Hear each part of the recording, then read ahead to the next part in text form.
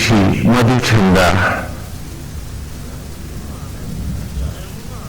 की सनातन पावन गंगा में हम लोग प्रति रविवार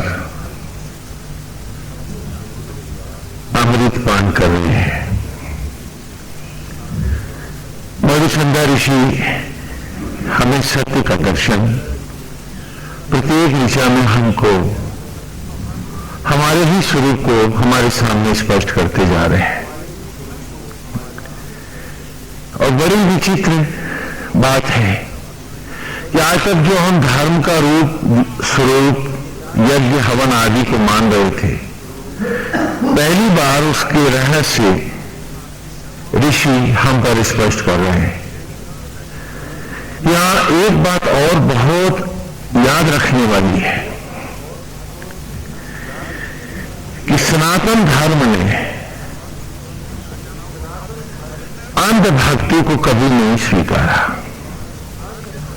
जबकि कालांतर में संप्रदायों में अंधभक्ति को ही अत्यधिक महत्व दिया गया।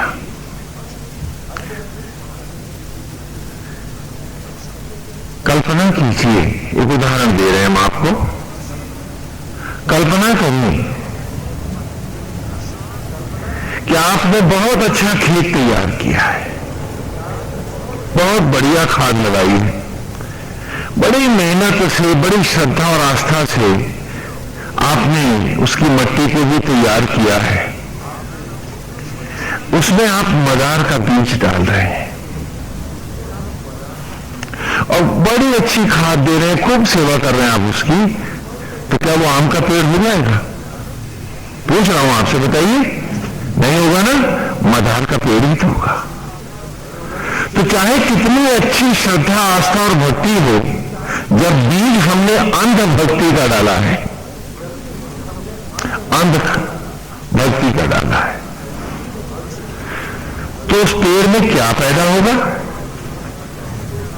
चाहे कितनी अच्छी हमने खाद क्यों ना लगा रखी, बोलो, क्या उसमें अमृत फल होगा? क्या उसमें अमृत रहस्य प्रकट होंगे? क्या हम सत्य जान पाएंगे? यही कारण है कि दुनिया के तमाम धर्मों, संप्रदायों ने ईश्वर को तर्क से परे माना, लेकिन सनातन धर्म ने तर्क को भी शास्त्र का स्वरूप दिया कि सत्य को जानकर चलना ही सत्य को पाना है। अंधश्रद्धा, अंधभक्ति अंधे धृतराष्ट्र की तरह अपने कुल का ही विनाश नहीं कराती, सारे साम्राज्य को ध्वस्त करा देती है। इसलिए भक्ति हो, श्रद्धा हो, लेकिन वो ज्ञान से, नेत्र से जुड़ी रहे। यही कारण है कि चाहे गीता है, वेद है, कोई भी सनातन ग्रंथ है, बिना तर्क के कोई बात कही नहीं जाती। कालांतर में तर्क का स्वरूप भी विकृत होने लगा। शास्त्रार्थ या तर्क आदि जो करने लगे, तो उसका प्रमाण हम किताबों से लाने लगे। धर्म ने इसे भी नहीं स्वीकारा। कहा धर्म तो भाष्य ग्रंथ है, मूल पाठ तो प्रकृति है, नेचर है, सचराचर है। इसलिए तर्क जो भी आएगा वो नेचर से, कुदरत से, प्रकृति से आएगा। कोई भी बात यदि ईश्वर के नाम पर भी कही जाएगी, तो उसका मूल पाठ जो प्रकृति है, उसी के तर्क और प्रमाण के साथ ही कही जाएगी। और जो तर्क के द्वारा ग्राह्य नहीं होगा, उसे सत्य के रूप में कभी भी स्थापित हुआ माना नहीं जाएगा। पिछली ऋचाओं में जो कुछ भी मधुचंदा ऋषि ने कहा है,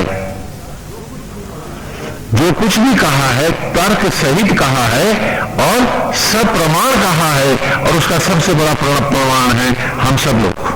हमी को सामने रखकर, हमी को इस प्रकृति में रखकर एक एक ऋचा के एक एक शब्द का अर्थ हमने किया, और हमने देखा कि जो ईश्वर की जो प्रकृति के नियम है, उन नियमन को भी सबको सामने रखकर तर्क सहित एक एक ऋचा ने एक एक बात कही।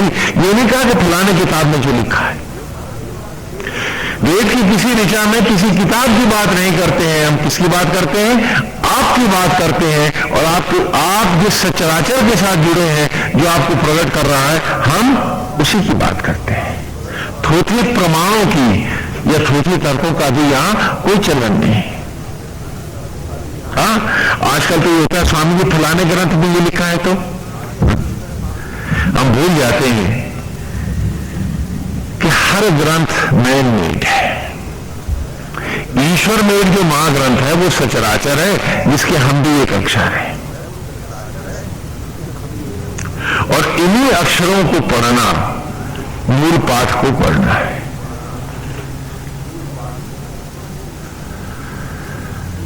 प्रकृति को ही धर्म ग्रंथ मानकर, और उसमें अविनाशी परमेश्वर को आत्मा के रूप में दर्शन करते हुए, आत्मा जो सनातन है, सनातन धर्म की कल्पना हुई। यहां किसी व्यक्ति की कोई बात नहीं मानी जाएगी, तब तक नहीं मानी जाएगी जब तक वो नेचर में पूरी तरह से सिद्ध नहीं होगी कि हाँ, ये प्रकृति के धर्म और नियम के अनुरूप है। ये नहीं कि स्वामी जी फलाने किताब में लिखा है तो ऐसा लिखा है, क्योंकि हर शब्द के, हर कहे हुए वाक्य के 10-10 क्या 100-100 अर्थ हो सकते हैं। कहने के ढंग से शब्द का अर्थ बदल जाता है। जैसे आपके घर कोई व्यक्ति आया या आप किसी के घर गए, उनका कि हमारा ये काम आप करवा दीजिएगा, आपने कहा अच्छा समझ लेंगे। अब दूसरा व्यक्ति भी यहां खड़ा था, उसने जाके तीसरे को कहा सुना, उसने उसको क्या कहा कि समझ लेंगे। झगड़ा शुरू हो गया। उसने तो बड़ी हृदयता से कहा था ठीक है समझ लेंगे, लेकिन समझ लेंगे जरा सा आपने दबाव से कह दिया तो क्या मतलब होगी? हाँ, झगड़ा शुरू हो गया। समझ लेंगे में झगड़ा कहां था क्या? इसलिए उन्होंने कहा कि शब्द को हम प्रमाण, किताबों को हम नहीं मानेंगे। किताबें जिस सत्य को प्रतिष्ठित करती हैं वो तो सचराचर है, तो सचराचर ही तर्क की कसौटी होगा। और अंधता के बीज डालकर नेत्रों के फल पेड़ों पर लगेंगे, यदि कोई सोचता है तो ऐसा ही सोचता है कि जैसे मदार का बीज डालकर कोई आम की कल्पना करे कि बढ़िया मीठे रसीले आम लगेंगे, क्योंकि खाद भी बहुत दी है और दिन रात मिट्टी की भी सेवा करी है और पानी भी अच्छा लगाया है, तो बीज मदार का है तो क्या हुआ, फल तो आम का हो ही जाएगा। तो जब आप मदार का बीज डालकर आम के फल की कल्पना नहीं करते, तो वेद कहता है अंधभक्ति, अंधश्रद्धा को भी नेत्रों से वरद करो। और आज की ऋचा उसी को खोलने जा रही है।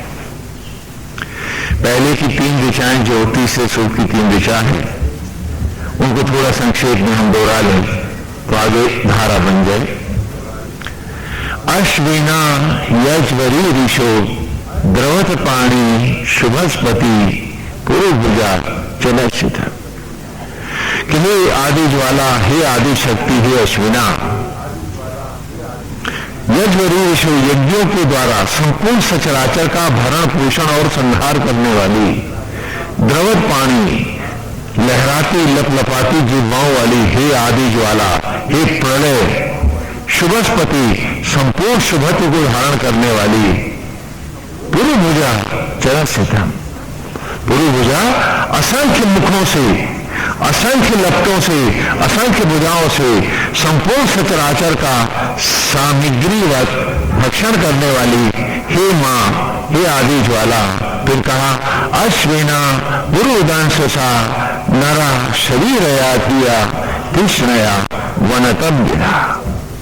कि परमेश्वर परमेश्वर को भी लीला अवतार के लिए देह देने वाली, उनको भी धारण करने वाली, देवकी और कौशल्या बनकर इस संपूर्ण सचराचर को धारण करने वाली, हे आदि ज्वाला, हे आदि शक्ति, हे ब्रह्माणी, आज मैं अपने देह को ही वेदी बनाकर अपने अंतर हृदय में, हे मां, तुम्हें प्रतिष्ठित कर रहा हूं, तुमसे विनती कर रहा हूं और तुमसे विनय कर रहा हूं। क्या कर रहा हूं विनय? तो फिर अगली ऋचा में हमने कहा, दस्राह युवा कवा सुता न सत्या व्रत वर्षा आयातम रुद्र वर्तनी, कि दसरा, हे सहस्त्र ज्वाला, हे महाअग्नि, हे महाप्रलय, आयातम, आज तुम्हारा आवाहन कर रहा हूं। क्यों कर रहा हूं? युवा कवा सुता, उस उत्कर्ष यौवन को देने के लिए मुझे पुनः यज्ञ कर और अपने ही गर्भ से उत्पन्न करके वहां उत्कर्ष यौवन को प्रदान करने हेतु, कैसे यौवन को? ना सत्या, जो कभी असत्य नहीं होता, जो कभी नष्ट नहीं होता, जो नित्य है। तो ऐसे नित्य यौवन को, ऐसे उत्कर्ष यौवन को प्रदान करने के लिए व्रत वर्षा, कि पुनः यज्ञ के द्वारा मुझको मुझ में ही उत्पन्न करने के लिए, हे प्रलय, आज आवाहन है तेरा। आयातम रुद्र वर्तनी, हे महारुद्रा, हे आदि ज्वाला, हे प्रलय की अग्नि, आज मेरे अंतर में, मेरे रोम रोम में तेरा आवाहन है। मां, मुझे ही वेदी मान और मुझ में ही प्रज्वलित हो जा। क्यों कहा ऐसा? क्यों कहा ऐसा? क्या ऐसा संभव है? क्या ऐसा होता है? क्या ऐसा हो सकता है? क्या प्रकृति में ऐसा कुछ है क्या? तो आज की ऋचा में है। आज की ऋचा है, ऋचा ले रहे हैं गोविंद हरे। तो आज की ऋचा है, इंद्रयाहि चित्रभानो सुता इमे त्वायवा अणहि भीस्तनः भूतासा, कि मां, तेरी प्रलय में ही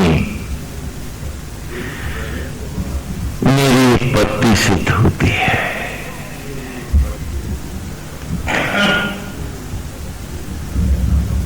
क्योंकि तेरी प्रलय ना हो, हे प्रलय की ज्वाला, हे यज्ञ की अग्नि तू ना हो, तो मेरा अस्तित्व भी कहां है? मैं कहां हूं? क्योंकि मुझे याद आ रहा है मेरे अनंत बीते जन्मों की कथाएं। ये आज की ऋचा है कि जब जब जीवन के स्वर्ण को लुटाकर अपने ही आंगन में मैं चेष्टाओं से रहित होकर एक शिला सा गिरा, सांसें और धड़कनें समाप्त हो गई, जीवन के क्षण न रहे बाकी, गति, गंतव्य और अभिव्यक्ति से भी शून्य हो उठा जब मैं अपने ही आंगन में एक चट्टान सा पड़ा हुआ था। ऐसा एक बार नहीं, जन्म जन्म होता रहा और मेरे साथ ही हुआ, हर बार हुआ, हम सबके साथ हुआ। और फिर मेरे मित्र और स्वजन मुझे बना अर्थी उठा के ले चले और फिर चिता की लकड़ियों पर भस्मी के कणों में मैं चमोर छितरा गया था।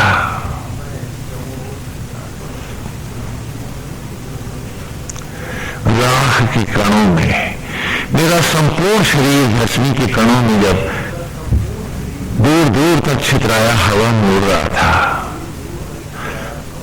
कि आज मेरे लिए संभव नहीं था कि मैं ही अपने को खोज पाता। तन के उन अणुओं को जो राख के कणों में बदल गए थे, उन्हें बटोर करके उसमें अपना कहीं कोई अस्तित्व खोज पाता। असहाय, चेष्टा से रहित, हवा में पीपल के पड़े पत्तों की भांति अपनी ही भस्मी के कणों को उछालता हुआ मैं भटक रहा था। न मेरे पास कोई था, न किसी की इच्छा और साधना किसी की साथ पहुंच रही थी मुझ तक। नितांत अकेला था, एकदम अकेला।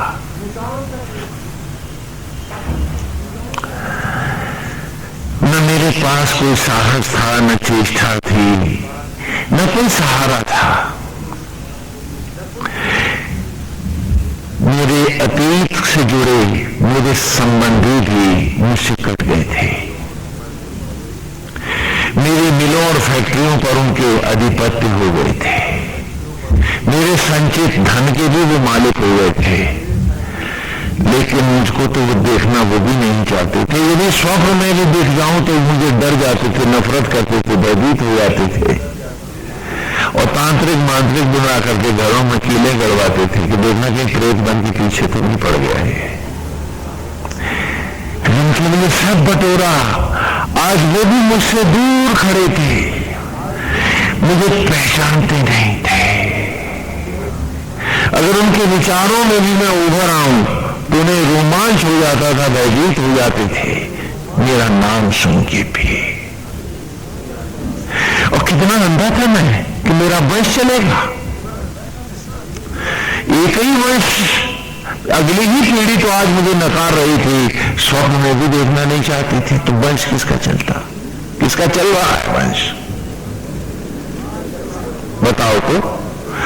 आज तुमको तुम्हारा पूर्वज सपने में ले जाए तो हवा बिगड़ जाती, स्वामी जी को अनिष्ट नहीं होने जा रहा, पिता ही क्यों ना हो। बोलो बोलो, वही बात कह रहा हूं यहां। क्योंकि तर्क की कसौटियों पर वेद सिद्ध होता है। अंधभक्ति की यहां कोई जगह नहीं है। इस बगुला भक्ति में आपको क्या मिला, आप अपने आप से पूछो। आपका स्वभाव सुधरा, आपका मन सुधरा, आपकी कुत्सित मनोवृत्तियां सुधरी, आपका क्रोध गया, ईर्ष्या गई, द्वेष गया, लोभ गया, यह झूठा दम्भ गया, क्या गया। तो इस भक्ति ने आपको क्या दिया, प्रेम गई। और जो आपको यहां आज नहीं सुधार पाई है वो आपको मोक्ष और ईश्वर कहां से दिला दी। जो छोटा काम ही नहीं कर पाई और जिसने जीते जी ईश्वर नहीं पाया, वेद पूछता है वो मर के पाएगा। इसमें ईमानदारी कहां है, सच क्या है इसका। तो कहा चेष्टाओं से रहित पड़ा था मैं, जहां मेरे भी मुझे देखना नहीं चाहते थे। वो मेरी, मेरा वंश चलेगा, पीढ़ियां चलेंगी, वो कल्पना भी मेरे सामने धूल धूसरित थी। जो दिखता औलाद को अपनी तो वो बुलाते मांत्रिक को, लगता प्रेत बन गया। स्वामी जी इसकी मुक्ति कराओ, पीछा छूटे इससे, ये कहां से पीछे पड़ गया। फैक्ट्री ठीक थी, माया ठीक थी, धन दौलत जो छोड़ गया वाह है, जमीन जायदाद फर्स्ट क्लास है, लेकिन खबरदार ये ना दिखे हमको तो इसका वंश चलेगा। लेकिन थोड़े मिथ्या बेईमान हमारे कि सत्य को नकार कर झूठे पाखंड को लपेटे बैठे। अरे आंख मुदी और तेरा वंश है कहां, तेरे ही तुझको देख करके डर रहे हैं, तो वो तेरे वंश थोड़े ना है और तू उनका थोड़े ना, तू तो उन्हें शत्रु दिख रहा है आज। और क्या माया बटोरते हैं और जीवन का सोना फेंकते रहे। उम्र के लोग तबाह हो गए। अगर सारा धन जो तुमने जीवन का बटोरा है, जितना पैसा तुम्हारे पास आ जाए, उसे जिंदगी का एक दिन ला के दिखा दूं और बरसों गवाए तुमने, तो कमा रहे हो ये गंवा रहे हो। और ऐसी ही गंवाई में जब एक भस्म के कणों में छितराया हुआ था मैं, मुझको कोई देखना भी नहीं चाहता था, मुझको कोई सुनना भी नहीं चाहता था, मेरे लिए कोई सोचना भी नहीं चाहता था। जब और हालत ये थी कि मेरे पास शक्ति नहीं थी, सामर्थ्य नहीं थी, कोई गति भी तो नहीं थी, मेरे ही तन का अणु अणु छितरा रहा था और मैं उन कणों को समेट कर पास भी तो नहीं ला पा रहा था।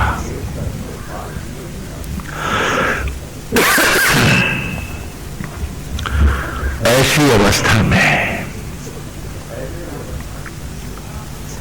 खुले आसमान के नीचे भस्मी के कणों में लंबे चौड़े मैदान में जंगल में छिपाया हुआ था जब मैं और कोई नहीं था पास मेरे, कोई चाहता नहीं था मुझे, कोई देखना नहीं चाहता था पास में अपने। ऐसे समय में, ऐसे वक्त में मेरी इस असह्य पीड़ा को देख रही थी तो एक धरती जो मां है, चित्रभानु सुता, चित्रभानु अर्थात सूर्य की बेटी, आज की दिशा में रहा हो, उस सूर्य की बेटी धरती ने देखा मुझे। मेरी इस दीन असहाय अवस्था पर उस विशाल धरती का दिल पिघल गया। जो कोई भी मेरा न था, मैं किसी का न था, शक्ति और सामर्थ भी मेरा साथ छोड़ गए थे। तब वो धरती फूट फूट कर रही थी मेरे लिए, और उसने करुण द्रवित क्रंदन किया। सूरज की बेटी ने इस धरती में पुकारा सूरज को कि यह दीन है, यह सहाय है, इसका कोई साथी नहीं है। ये सर्वनाश के उस ऐसे गड्ढे में जा गिरा है कि जहां से अब इसका उद्धार भी संभव नहीं है। इसका दम, इसका पाखंड, इसका लोभ, इसका मिथ्याभिमान, आज वो सब भी इसका साथ छोड़ गए।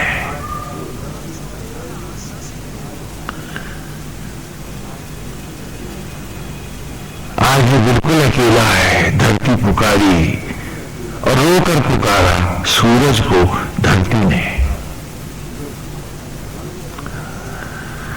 अब कहा कि हे सूर्य, आज अपने ब्रह्म ज्वालाओं को भेज, इंद्रयाही आवाहन कर दे आज उन ज्वालाओं का, क्योंकि कोई नहीं है अब इसका, कोई साथी नहीं है इसका। इंद्रयाही चित्रभानु सुता, वे बोलते हैं, वेद स्पष्ट है। क्यों? क्योंकि वेद सॉन्ग ऑफ नेचर है, प्रकृति का गीत है।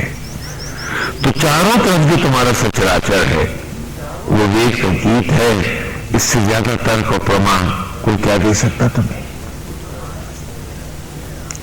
इंद्रयाही चित्रभानु सुता, रोकर धरती में पुकारा सूरज को और आवाज दी प्रलय की अग्नियों को, आज तुम्हारे बिना हे आदि शक्ति, हे आदि ज्वाला, इसका कोई उद्धार करना पाएगा। आज जो कुछ भी इसने संजोया वो तो गंवाया ही। जिनके लिए अंधा होकर के बटोर रहा था, आज वो भी इसके विपरीत खड़े हैं। इसकी शक्ति, सामर्थ्य, दम्भ भी इसका साथ छोड़ गए। अब तो ये भस्मी के कणों में खुले आकाश के नीचे मेरे वक्ष पर यहां वहां वहां छितराया हुआ है। आज तू चाहे तो इसको फिर अस्तित्व मिले। पुकारा जब धरा ने इंद्रयाही चित्रभानु सुता, और उठी लपट धरती के कण कण में, बन के प्रलय की अग्नि आदि ज्वाला।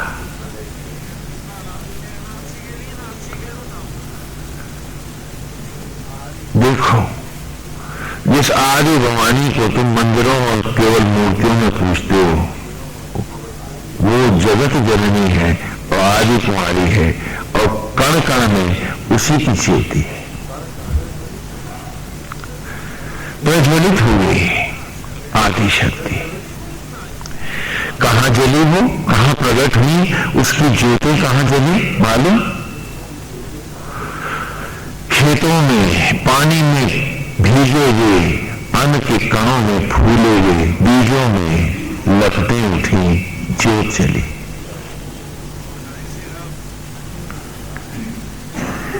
इन्हीं पाया, और उन लपटों ने, यज्ञ की रश्मियों ने चारों ओर अपना प्रकाश जब फैलाया, अणही देश तना पूत आशा। तन का अणु अणु जो भस्मियों के कणों में छितराया हुआ था, उस ज्योति की लपटों से क्षण क्षण पवित्र होने लगा। जब कोई नहीं था साथ मेरे, वो ज्योत ही तो थी जो पानी में लपटें उठ रही थी। आप खाली ज्वाला देवी चले जाते हो, लौट आते हो, लेकिन भूल जाते हो कि वहां तो हमने आपको अपनी ही आत्म ज्वालाओं का दर्शन करने के लिए बुलाया था, ना कि खाली तिलक लगवा करके प्रसाद चढ़ा करके चले आने के लिए। बड़ा पुण्य कमा के आ गए आप कि सारी जिंदगी आंखें खोली और जिए तो अंधे धृतराष्ट्र बनकर। आंखें परमेश्वर ने दी, लेकिन मंदिरों में भी गए तो गांधारी की पट्टी बांधकर। पता नहीं कौन सी भक्ति थी, कौन सी पूजा थी, कौन सा राह था, क्या चलन था उसका। और कहने स्वामी जी तीर्थ यात्रा करके आ रहे, दर्शन करके आ रहे। हमने कहा बड़े तीर मार के आ रहे हो। बोले वहां इतने का हमने चढ़ावा चढ़ा दिया स्वामी जी। हमने कहा क्यों नहीं, भगवान की गदगद हो गया होगा, झुक गया होगा कि बड़ी दया कर गए।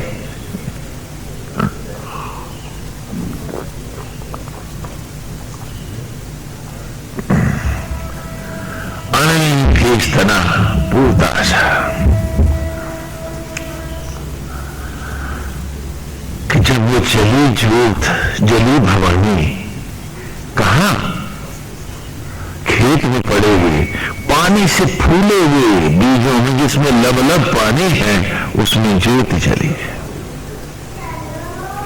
और उसी की रश्मियों से जब मेरा अणु अणु पवित्र हुआ और आकर्षण था उसका, मेरे तन का एक एक कण खिंचता चला गया, इन्हें तो आया हुआ। और इस प्रकार दुर्गंध से, पतन से, अग्रहता से मेरा फिर उद्धार हुआ। आदि शक्ति तू न होती तो मैं होता कैसे।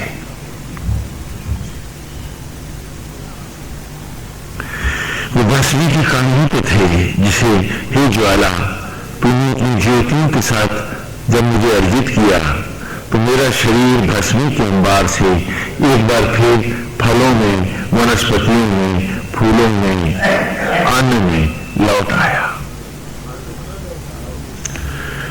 तू न लौट आती तो ये शरीर भस्मी से अन्न कैसे होता, कैसे लौटता। मैं था कोई जो मुझे लौटा सकता।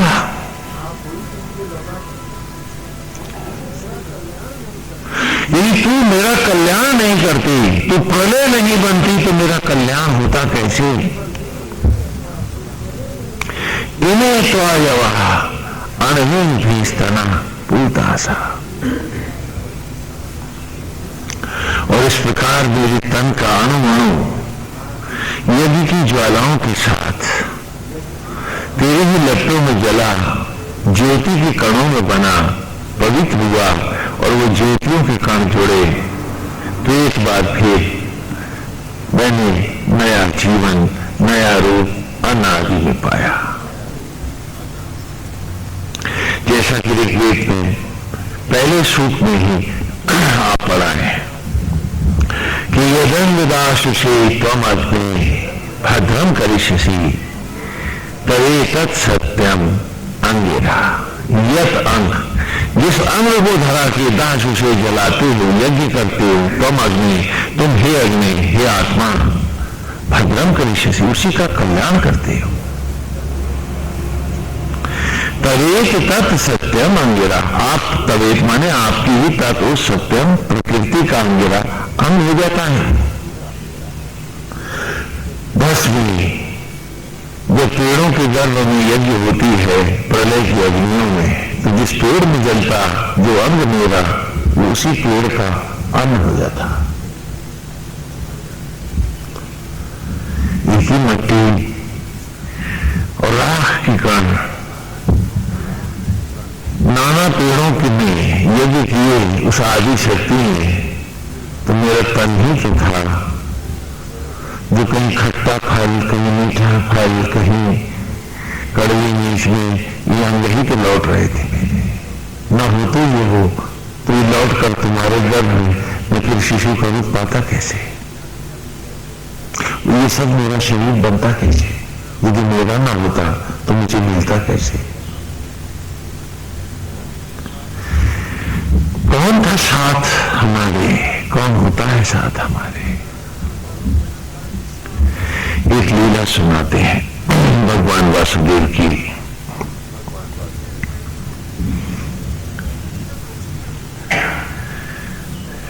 एक मथुरा की लीला सुनाते हैं, कृष्ण की कथा की, गोकुल की कहानी है। बाल कन्या छोटी सी है, गोविंद बच्चे हैं, छोटी सी हैं।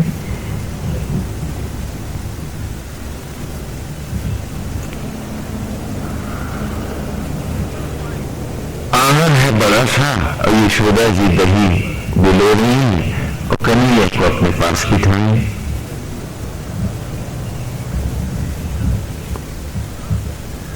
वो कृष्ण को बाहर नहीं जाने देती। क्यों?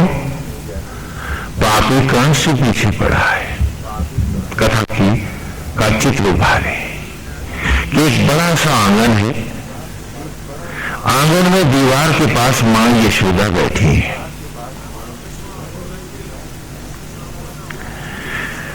दीवार के बिल्कुल विपरीत 15 कदम चल के फाटक खुला हुआ है, सिंगलवार खुला है और यशोदा जी दीवार के पास बैठी हैं। बीच में एक बड़ा आंगन है और तब दरवाजा है और वो दही बिलो रही है दीवार के पास बैठी। वहीं एक ऊखल भी रखा हुआ है। ऊखल समझते हैं आप? हाँ, धान कूटने के लिए होता है ना। एक तो ऊखल बड़ा सा बनाते हैं पेड़ के तने का। हाँ, बड़ा भारी होता है, 2 लोग लगे तभी उठता है। काफी वजन रहता है, 1-1.5 क्विंटल 2 क्विंटल तक के भारी होते हैं और करीब 3-3.5 फुट का होता है, 4 फुट तक का बड़ा उखल होता है। तो ओखली होती है, उखल होता है। तो उखल रखा है पीछे और यशोदा जी दही बिलो रही है, नन्हे कन्हैया को अपने पास में बिठाए हुए हैं। मां उनको बाहर नहीं जाने देती। क्यों? पापी कंस से पीछे पड़ा है, नाना प्रकार के असुर भेज रहा है क्योंकि वो जानता है कि कृष्ण ही उसका काल है। तो वो बाल्यावस्था में ही गोविंद का अहित कर देना चाहता है। वो चाहता है कि ये ना रहे तो मृत्यु टल जाए उसकी। तो यशोदा जी कन्हैया को अपने पास बिठाए, बाहर जाने नहीं देती हैं। और कन्हैया जी हैं कि उनको तो बाल लीला करनी है, तो घर में टिकना नहीं चाहते, बाहर भागना नहीं चाहते हैं। बच्चे की बाल लीला की कल्पना करो। मां बाहर नहीं जाने देती और गोविंद बाहर अपने साथियों के साथ खेलने जाना चाहते हैं। और बेचारे बड़ी ललचाई आंखों से दरवाजे से बाहर खेलते हुए बालकों को देख रहे हैं। और वो बालक भी जब देखते हैं कि मां तो देख नहीं रही, रही मत रही है, खाली कन्हैया देख रहे हैं, तो इशारा भी करते हैं कि आजा आजा आजा। हाँ, तो एक तो पहले ही ललचाए गए, ऊपर से और लालच और प्रोत्साहन मिलता है। तो कन्हैया धीरे धीरे चलते, धीरे धीरे, मां तो देख नहीं रही, और रेंग रेंग के चले जो मैं पकड़ ना हो जाए, पकड़ ना पाए मां। तो भगवान धीरे धीरे बाल कन्हैया आगे बढ़ते हैं। गोविंद जब आधा रास्ता पार कर जाते हैं तो बाहर पहुंचने की जल्दी, भोली उत्सुकता, जल्दबाजी, बाल स्वभाव उठ के दौड़ लगा देते हैं। और जो उठ के दौड़े कन्हैया, जो कन्हैया उठ के दौड़े तो कमर की घंटियां और पैरों के घुंघरू दोनों बजने लगते हैं। हाँ ना, पुराने जमाने में आपको याद है ना, गांव में बड़े बड़े घर होते थे। हाँ, और ज्यादा दरवाजे वगैरह इतनी मजबूती तो होती नहीं थी क्योंकि इतने चोर चक्के भी नहीं होते थे। हाँ, तो अक्सर माताएं बच्चों की कमर में घंटियां बांध देती थी, पैरों में भी घुंघरू डाल देती थी कि जिससे जहां भी खेल रहा होगा उसके रुनन झुनन की आवाज से मां को पता रहेगा कि कहां पर है ना, दूर तो नहीं निकल गया। तो कन्हैया कि कमर की घंटियां पैर के घुंघरू जो है वो सच बोलने लगते हैं। यशोदा जी चौंक के देखती हैं कि बाहर भाग रहा है, जाके पकड़ के ले आती है और अपने पास बिठा लेती है, अपने पास बिठा लेती है कि तुम्हें यह खेलना है। लकड़ी का घोड़ा रखा है, हाथी है, खिलौने हैं, हाँ कई प्रकार की वस्तुएं रखी कि यही खेलोगे, बाहर नहीं जाओगे। कन्हैया कुपित हो जाते हैं, नाराज हो जाते हैं और वो घोड़ा उठा करके वो मटका फोड़ना चाहते हैं जिससे मां दही दिलो रही है। मां ने घोड़ा छीना तो हाथी उठा लिया, मां बेटे में छीन झपट शुरू हो जाती है। दही लेके मां के कपड़े भी फेंकते हैं, मक्खन उनके मुंह को मारने लगते हैं जो निकाला है उन्होंने ताजा। जो यशोदा जी देखती हैं खींच गए हैं, अब मानेंगे तो है नहीं है, तो क्या किया कि कन्हैया को उखल के साथ बांध दिया। क्या किया? कन्हैया को उखल के साथ बांध दिया। हाँ एक कथा कहा ना, हरि अनंत हरि कथा अनंता, ये वो रस्सी छोटी होने की कहानी सुनाते हैं हमारे आजकल की कथावाचक, लेकिन जो वेद में जो कथा आई है उसमें उसका प्रकरण दूसरा है। तो कमर से कन्हैया को बांध दिया है, तो नन्हे कन्हैया और बड़ा सा उखल कमर से कमर बंधी तो बीच में ही टन के रह जाते हैं। गोविंद बाहर जाते नहीं, अब वो भाग तो सकते नहीं वहां से। तो मां छड़ी लेकर के डराती, बोली अब भागो, तो हवा में पैर हिलाते हैं क्योंकि बंधे हैं कमर से, तो हवा में टंगे हुए। मां हंसते हैं और दही बुलाने लगती हैं। बीच बीच में निगाहें घुमा के यशोदा जी देखती रहती हैं कि कहीं रो तो नहीं रहा, कहीं उदास तो नहीं हो गया। लेकिन कन्हैया है कि आंखें बंद हैं, बड़बड़ा रहे हैं और हाथ पैर हिला रहे हैं, बहुत गुस्से में। यशोदा जी फिर दही मथने लगती है। इस बीच में कहीं विचारों में मां खो जाती है और थोड़ी देर हो जाती है तो अचानक चौंकती है कि आवाज भी नहीं आ रही उसके बड़बड़ाने की। सो तो नहीं गया कि कोई बड़ी बंदा सो गया तो वहीं लटक रहा और रस्सी पे। तो गर्दन घुमा के देखा मां ने तो चीख निकल गई उनके मुंह से। क्या देखते हैं कि न तो वहां कन्हैया है और न ही उखल, दोनों गायब हो गए।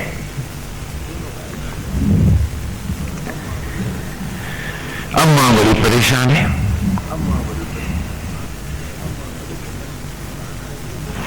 कि दोनों कहां चले गए। गर्दन घुमा के जो द्वार की तरफ देखा तो मां के मुंह से चीख निकल गई। क्या देखती है कि उखल ने एक बड़े आदमी का रूप धारण कर लिया है। उखल ने एक बड़े से आदमी का रूप धारण कर लिया है, जैसे आप सब लोग हैं, उखल भी वैसे ही बन गया, आप ही के जैसे।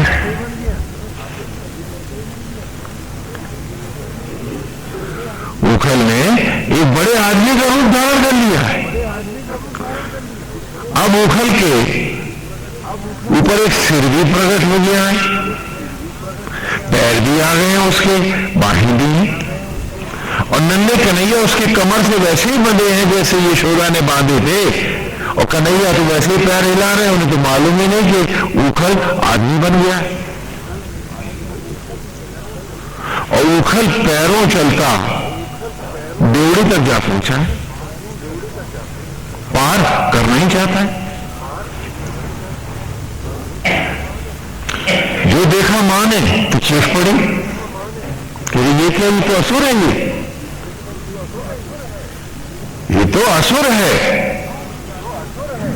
दौड़ की जाती है यशोदा जी और जल्दी से रस्सी को झटका मार के खोलती हैं। कन्हैया को उससे छीन के लकड़ी उस उखल से उस आदमी से अलग करती हैं, अपने आंचल में सीने से लगा करके समेट के मां वहीं बैठ जाते हैं। मेरी कथा आपको समझ में आ रही है? तो मां वहीं बैठ जाती है।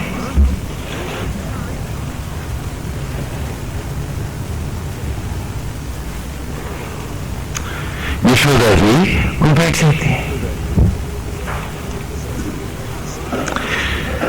मां की चीख की आवाज सुन, मां की चीख की आवाज सुन, सारे के सारे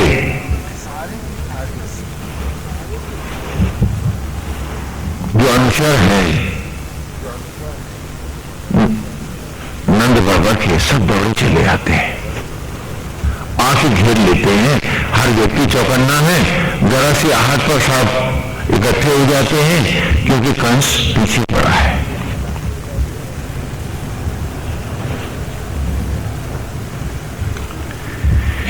यशोदा जी को घेर लेते हैं कि मां क्या हुआ, क्या हुआ? तो यशोदा जी कहती हैं, अरे मत पूछो, जो आज न देख लेती, जो न पकड़ पाती, जो अलग कर पाती, तो आज मैं कन्हैया कहां पाती। मैं जाने कि वो पापी उखल है, मैं क्या जानी? मैंने तो समझा था कि वो लकड़ी का उखल है जो आंगन में खड़ा है। मुझे क्या पता था कि कंस का भेजा हुआ कोई मायावी पिशाच है जो कन्हैया का अपहरण करने के लिए ही रूप भर के बैठा है।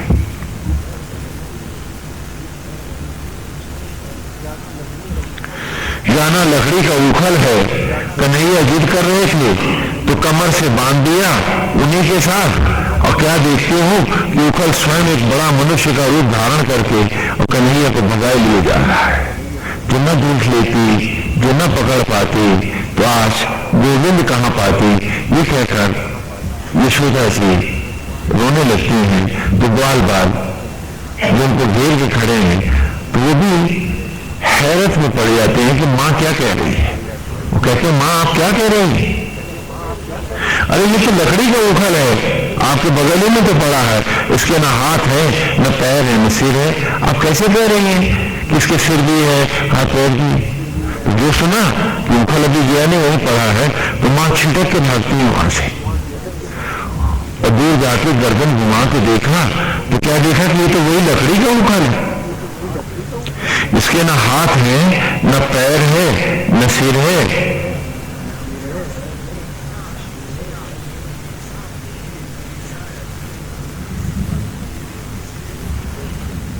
तो यशोदा जी कहती है, नहीं, ये मायावी पिशाच है, मेरी बात सच मानो। मैंने खुद इसका सिर देखा है, इसके पैर देखे हैं, वरना तुम ही बताओ। ये दीवार के पास खड़ा था, बीच आंगन में आया कैसे, और वो दरवाजे तक पहुंचा कैसे? वो बालक जिसके पांव भी धरती नहीं छूते थे,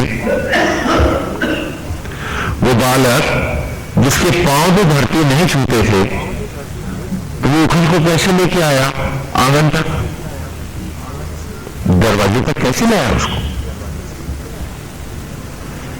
तो वो भी सोचते हैं कि बात तो सही है कि दीवार के पास खड़ा था और अब दरवाजे के पास पड़ा है, तो यहां तक पहुंचा कैसे? तो पूछते हैं, मां क्या करें? कहा, ले चलो इसे गांव के बाहर यमुना के किनारे, इसे तिल तिल कर चला दो। पहले, सबसे पहले अभिमंत्रित वस्त्र लाओ और इस उखल को उसमें लपेट कर बांसों से बांध लो।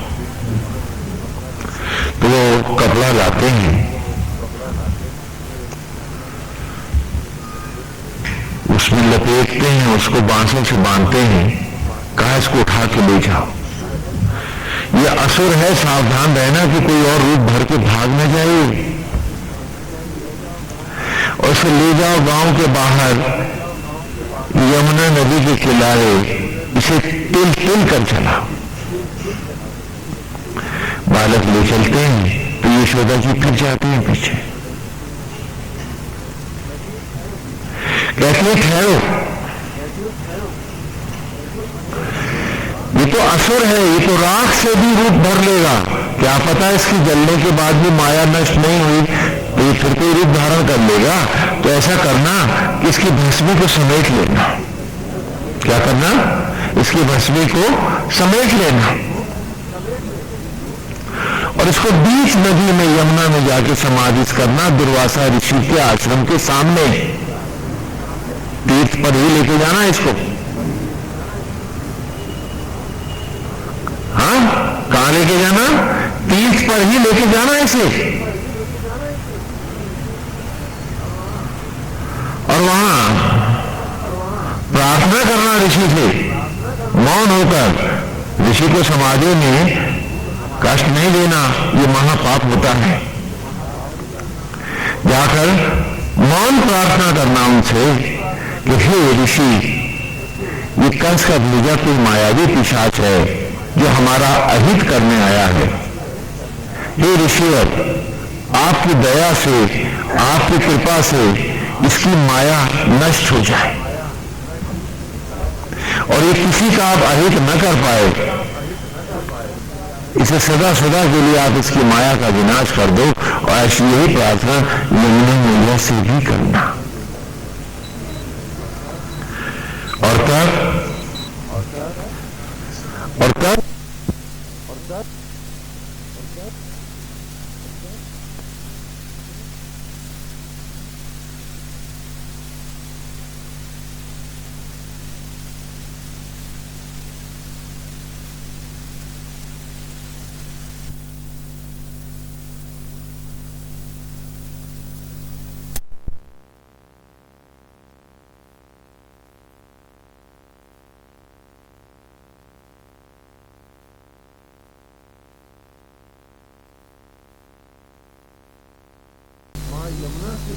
मां यमुना से प्रार्थना करके, ऋषि से प्रार्थना करके, इसको समादेश करके ही लौट के आना। बोले अच्छा मां, ऐसे ही करेंगे। जब ये चलने को होते हैं तो फिर ये सोचा ये थोड़ी दूर चलते हैं, पीछे जाके ठहरो। बोले क्या? कहा ये तो पिशाच है, ये तो असुर है, ये तुम्हारी शरीर के साथ छूत बन करके भी लौट सकता है। तो माया जानता है, इसलिए सवस्त्र नहाना,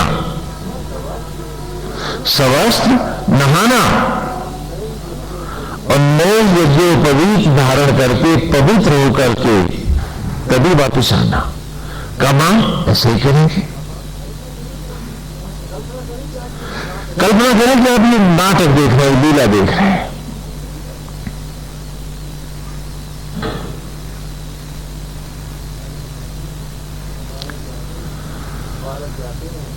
बालक जाते हैं, उस उखल को जलाते हैं।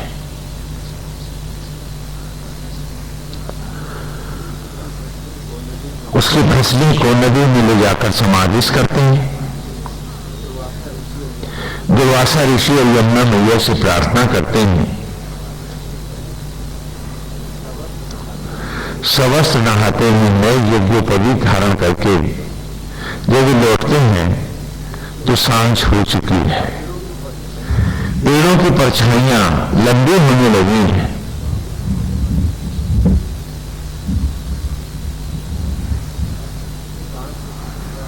सांझ का झटपटा है। और जब गांव तक लौट के आते हैं, नंद बाबा के नंदगांव तक आते हैं, तो क्या देखते हैं कि यशोदा जी गांव से बाहर खड़ी हैं। उनके साथ में दो अनुचर हैं और उनके एक अनुचर के हाथ में दो बड़े बड़े थाल भी हैं। तो यशोदा को देखकर वो बालक भी छिटक के खड़े रह जाते हैं कि ऐसा क्या हो गया, माँ यहां क्यों खड़ी है? तो पूछते हैं माँ कन्हैया तो ठीक है। कहा हाँ माधव ठीक है, लेकिन तुम सब पहले मेरे सामने खड़े हो जाओ। बालक सब खड़े हो जाते हैं। तो यशोदा जी पूछते हैं कि क्या तुमने उस पापी उखल को जलाया? तो कहते हैं हाँ मां, हमने उस उखल को जलाया।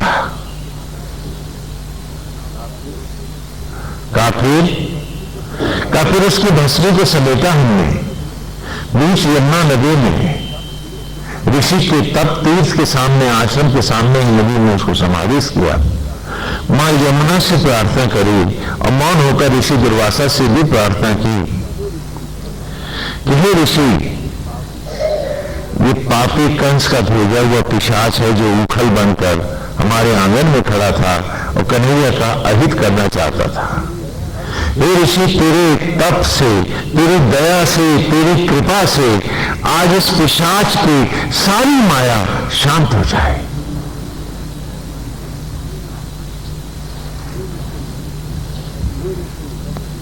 हे ऋषि, अभी कभी भी माया से कोई रूप न भर पाए, इसकी माया का पूरा विनाश कर दो, इसका विनाश कर दो। और बोले फिर हमने मां यमुना से भी यही प्रार्थना करी कि इस पिशाच का, असुर का अंत हो, ऐसी कृपा मां यमुना आप करो, क्योंकि आप ही के लाडले कन्हैया का ये अहित करने आया है। बोले फिर सवस्त्र नहाए, नए यज्ञोपवीत धारण किए, पवित्र होकर बाकी सारे कर्म आदि करके तब हम लौटे हैं। यशोदा जी कहते हैं बेटे अभी भी मुझे संदेह है, क्योंकि वो असुर है, वो असुर है और असुर से बचना आसान नहीं होता है। वो असुर है।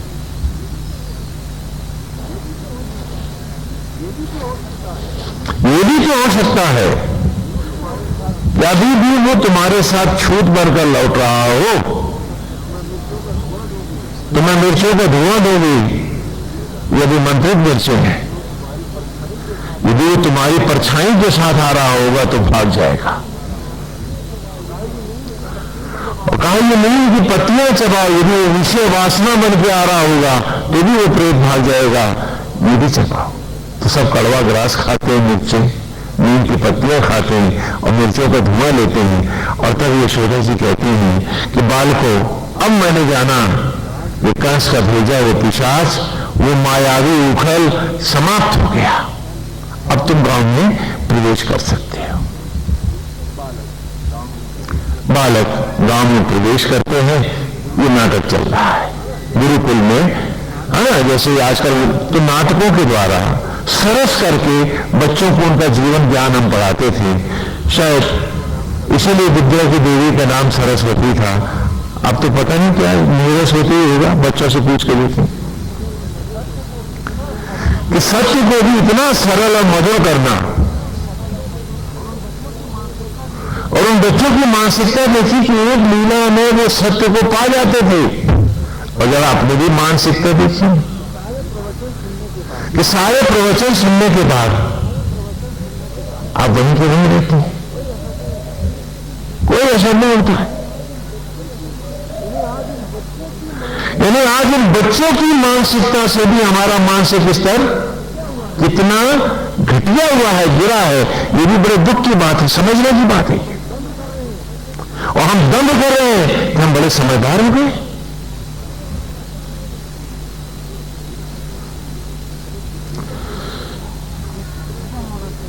हमें शर्मिंदा होना चाहिए, इतना सत्संग करने के बाद भी हमारे में कोई बदलाव नहीं आ रहा। हम लोगों की नहीं, मनुष्य भी नहीं हो पाए हैं। और बच्चे इन कथाओं को सुनते हैं कि जैसे बालक मंच के से निकलते हैं, पीछे से स्वयं भगवान वेद व्यास इस लीला को वे स्वयं दिखलाते थे। तो सूत्रधार के रूप में वेद व्यास स्वयं पढ़ाते थे। वेद व्यास का नाम सुना है ना। हम पीछे आपको भगवान वेद व्यास की भी कथा सुना के आए हैं, दूसरे सूक्त की अंतिम ऋचा में। हाँ सुना तो है, चलने की बात फिर करेंगे। हाँ चलो ठीक है, पहले कथा ही सुनी जाए। तो वेद व्यास आते हैं मंच पर, कहते हैं कि क्या जाने वो भोली मां। ध्यान से देखो, आपके मंच से ये नाटक हटा है, अब पीछे से वेद व्यास आए हैं सूत्रधार के रूप में कथा का रहस्य बतलाने के लिए, कथा का रहस्य स्पष्ट करने के लिए। तो वेद व्यास आते ही कहते हैं कि क्या जाने वो भोली मां, क्या जाने वो भोली मां कि वो बेचारा लकड़ी का उखल ही था, कंस का भेजा कोई मायावी पिशाच उसमें नहीं था। ध्यान से सुने कि क्या जाने वो भोली मां कि वो बेचारा लकड़ी का उखल ही था, कंस का भेजा हुआ कोई भी मायावी पिशाच उसमें नहीं था। हुआ क्या कि बांध दिया था पारस कन्हैया को जड़ उखल के साथ। जैसे पारस का स्पर्श पाकर के लोहा सोना हो जाता है, वैसे ही जब सृष्टा स्वयं बाल कन्हैया के रूप में उस लकड़ी के उखल के साथ बंधे तो क्या हुआ, जड़ता को जीवन मिल गया, जड़ता को जीवन मिल गया। और वो कन्हैया की इच्छा के लिए भी बन कन्हैया देवड़ी से बाहर चल दिया।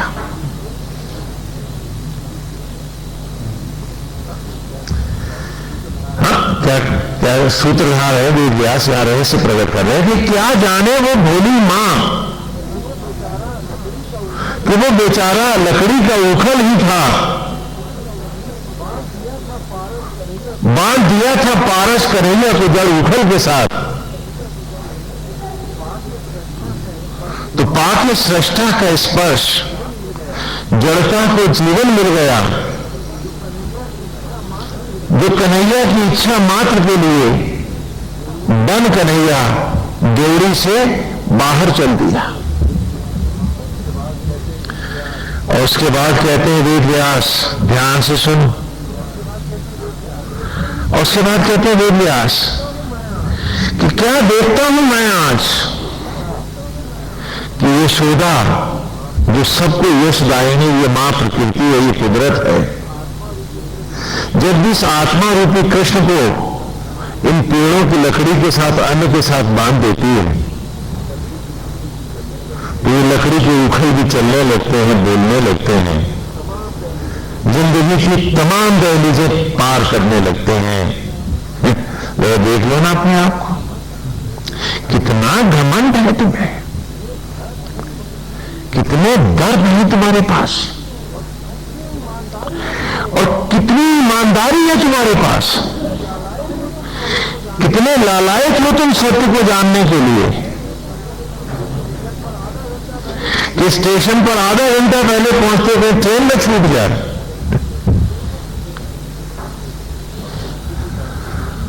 और सत्य को जानने के लिए समय की कोई मर्यादा नहीं, जब मौका लगेगा तो पहुंच जाएंगे। कितनी ईमानदारी है हमने कि आज भी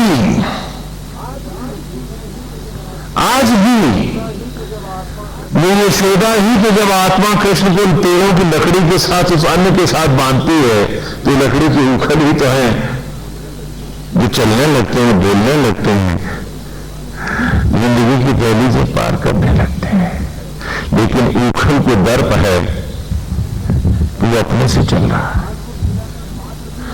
आज वो लीला का पात्र भी नहीं रहा है। असुर कहते हैं उसको, जो सुरत से हीन, सुर माने देवता, अच्छाई से रहित गंदे विचारों को ही असुर कहते हैं। और वो जब जैसा चाहते हैं रूप बन लेते हैं। आज वो असुर हमारे भीतर बैठे हैं, इसीलिए तो सत्य के लिए कोई जगह नहीं है, कंपार्टमेंट फुल है, डब्बे में और जगह कहां कि कोई अच्छाई चली जाएगी वहां। हमारी असुर मनोवृत्तियां कुछ हटे, कुछ डब्बे में जगह हो तो कोई सुरत वृत्तियां उस डब्बे में आके बैठी मन की हमारे। इसलिए चाहे कोई भी सत्संग हो, हम कैसा नहीं है, लेकिन बच्चों को होता है, मन निर्मल है, खाली घड़े भर जाती है, भरे घड़ों में कहीं पानी भरता है।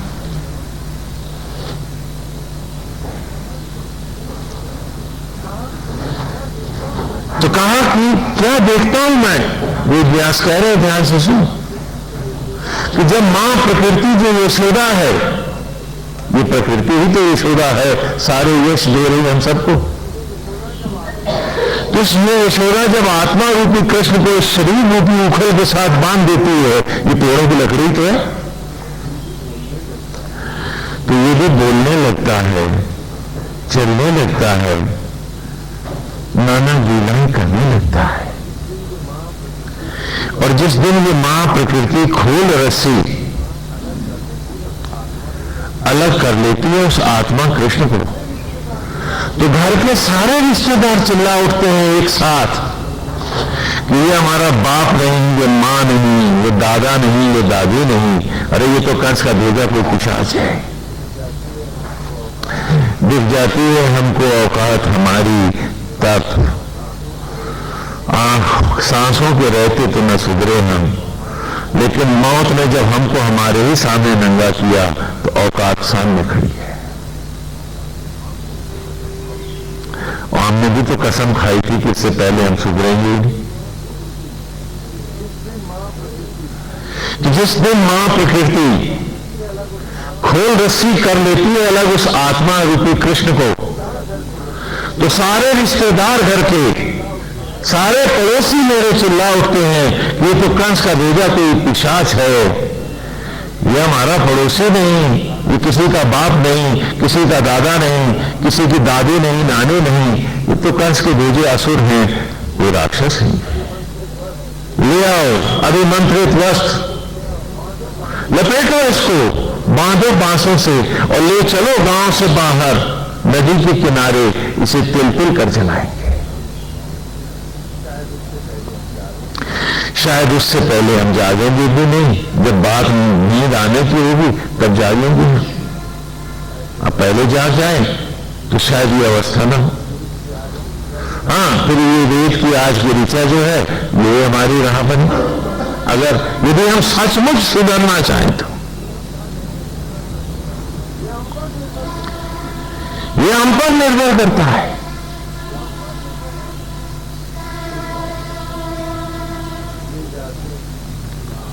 ले जाते हैं गांव के बाहर यमुना के किनारे तिल तिल कर जलाने के लिए इस उखल को भी। कल तक ये बड़ा परेशान रहता था, स्वामी जी क्या बताएं, मैं आ नहीं पाता ना, क्यों नहीं आ पाता ना, वो मेरा पौत्र है ना, वो मेरे को छोड़ता नहीं ना स्वामी जी, मेरी गोद में बैठता है ना। और आज भाई जब आंगन में लेटा था, सपाट सुलासा जब पड़ा था आंगन में, तो बहू ने ही कहा था इसके बेटे से, इन्हें जल्दी से ले जाओ, वो देख के डर न जाए उनको। वह रे अकलमंद, वह रे समझदार, बलिहारी है तेरी समझ और अकल पर। क्या बात है, बड़े समझदार हैं हम लोग। समझ इधर खड़ी है, ईश्वर की राह में हम सुधरने ही क्यों चाहिए? हाँ, ले जाती है। घर से कोई गंदा जानवर आ जाए तो घर अपवित्र हो जाता है, धो देते हैं घर पवित्र हो जाता है। लेकिन जिस घर से तू उखल बन के उठेगा, तेरा ही पर्यंत छूत वास करेगी। इतना छूत और ग्राह्य है तू इसके हटते ही। क्या ये सच नहीं है? आप खाली रास लीला सुनने चटकारा लेने जाते हो, और वो भी यही करते हैं कि उनको आपका खीसा देखना, आपको रस लेना। सुधरने सुधराने वाली बात तो है नहीं, इसलिए लीला कथाओं को भी अब नए नए मोड़ दे दिए। ये कहानी आप ही की है, हर लीला कथा में आपकी कहानी है, आपको सुधारने की बात है, आपको आप ही का चेहरा दिखाने की बात है। एक्सरे मशीन के सामने जैसे आपका भीतर बाहर दिखता है, ये लीलाएं आपका अंतर बाहर दिखाती हैं, वेद की ऋचाओं को स्पष्ट करती हैं।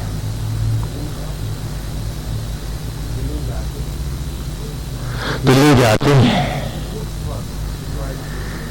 उस वक्त तुम्हारी गोद में कोई नहीं बैठता,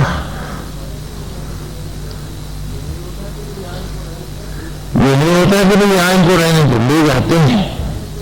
कल तक बड़ी चिंता करते थे, देखना आए क्यों नहीं, फलानी जगह टेलीफोन करो, ऐसा तो नहीं रास्ते में कोई परेशानी ना हो गई हो। आज ले जाएंगे तुझे किया बांध में जला देंगे, तिल तिल कर जलाएंगे जैसे दुश्मन है तू उनका। सर्वस्व नहाएंगे किसी बड़ी पतित वस्तु को जो चला रहे हैं, कपड़ों समेत नहाएंगे, सारे कर्म कराएंगे, नया यज्ञोपवीत धारण करेंगे और तब घर लौट के आएंगे। बहुत दूषित वस्तु का परित्याग करके उससे निवृत्त होकर जो आ रहे हैं वो, और फिर भी हमको अपनी सच्चाई, अपनी औकात ना दिखे तो केवल करेंसी के नोट, थोथे दम और पशुवत आचरण, और पिशाच भी लज्जित हो जाए ऐसी मनोवृत्ति। और बात माला की, बात साधना की, ईश्वर को भी अपने पैर के साथ घुंघरू बना के बांध देंगे। दंभ आसमान को छूता हुआ हम सबका।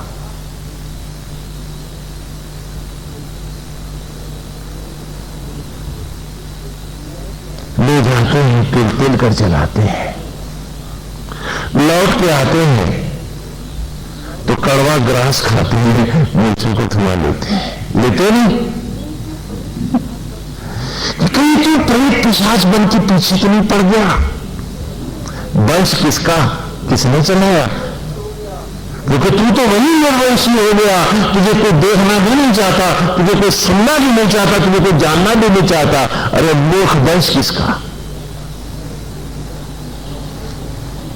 तू घर से निकला और निर्वंशी था। तू लौट के आएंगे, कड़वा ग्रास खाएंगे, मिर्चों का धुआं लेंगे। कि तू प्रेत पिशाच बन के पीछे तो नहीं पड़ गया? कृष्ण की लीला की कथा का रहस्य जान, वो तेरी कहानी है। और जीवन का हर सोना छितराया तूने इस पाप और अनाचार के लिए, इस मिथ्या जगत के लिए। और कहता रहा कि तू बड़ा सियाना है, बड़ा समझदार है तू।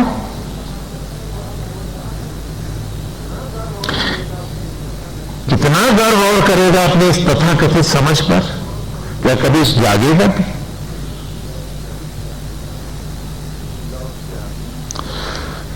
लौट के आते हैं, कड़वा ग्रास खाते हैं, मिर्चों का धुआं लेते हैं और प्रायश्चित की छूत वास करती है कई दिन तक, 10 दिन तक, 12 दिन तक, जब तक कि 10वां नहीं होता है। अछूत रहते हो, घर के देवी देवताओं के मंदिर बंद हो जाते हैं। क्यों? क्योंकि तूने सत्य की राह नहीं ली थी, तू झूठे दंभ में जिया था, और वो दंभ तेरे से भी ज्यादा छोटा था, जो तेरे साथ पूरी उम्र वो भी तो नहीं जी पाया था। मिर्चों का धुआं लेते हैं, कड़वा ग्रास खाते हैं, और फिर दिख गए यदि तुम स्वप्न में उनको, तो सारे घर के लोग भयभीत हो जाएंगे कि पिशाच बन के पीछे पड़ गया क्या? अरे जल्दी से इसकी शांति कराओ, इसे भगाओ यहां से, नहीं तो कहीं 2-4 और न घसीट ले जाए। वारे से आनो, ये भी करते खुद ही कर रहे हो, और फिर भी अंधे की तरह उल्टा आचरण भी कर रहे हो।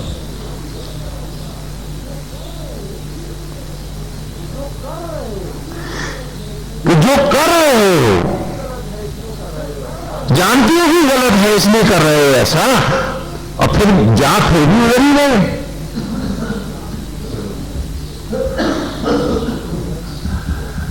ये वेद की गंगा की स्थिति ऐसी है ऋषि की, तो हर जाने वाले को रोकता है कि भाई वहां मृग तृष्णा है, वहां पानी नहीं है, धोखा है।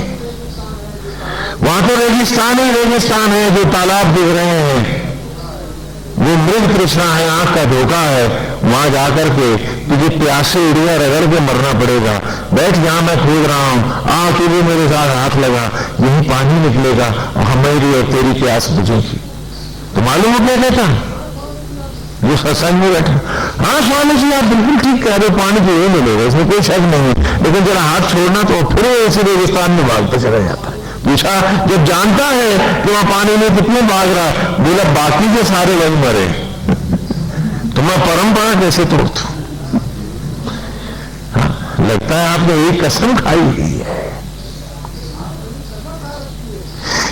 आपने एक कसम खा रखी है, तभी तो आप सुधरना नहीं चाहते।